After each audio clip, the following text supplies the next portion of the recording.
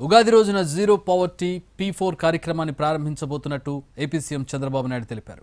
ఈ కార్యక్రమం చరిత్ర తిరగరాస్తుందన్న ఆయన ఇది ఆర్థిక అసమానతలను తగ్గిస్తుందన్నారు.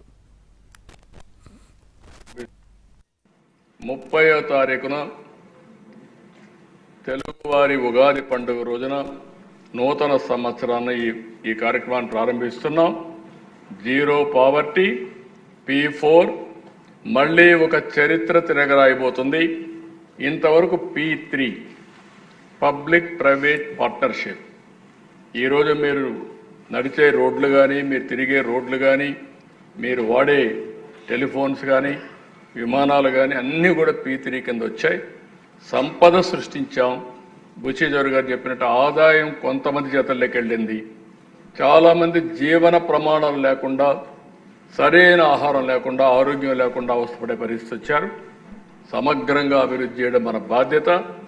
అందుకనే జీరో పావర్టీ P4 ఆర్థిక అసమానతలు తగ్గించగలిగి మెరుగైన జీవన ప్రమాణాలు ఇవ్వగలిగితే దానికంటే రాజకీయం ఇంకోటి లేదు.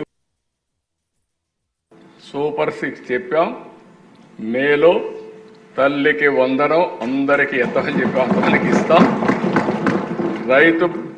రైతు కోసం అన్నదాత కింద 3 ఇన్స్టాల్మెంట్లో వాళ్ళకు డబ్బులు ఇస్తాం.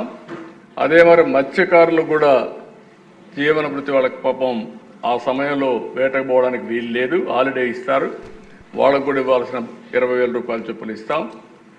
ఒక పక్క ఇబ్బందులున్నాయి, గుక్క దిప్పుకోలేని సమస్యలున్నాయి. కానీ ఆ రోజు మనం ఏదైతే చెప్పామో అవి చేస్తూనే ఇవన్నీ చేయాలంటే మళ్ళా సంపద సృష్టించాలి, ఆదాయం పెంచాలి, మళ్ళీ ఆదాయాన్ని కొంత సంక్షేమానికి ఖర్చు పెట్టాలి, మళ్ళీ ఆ డబ్బులు సంపద సృష్టించడానికి పెట్టాలి.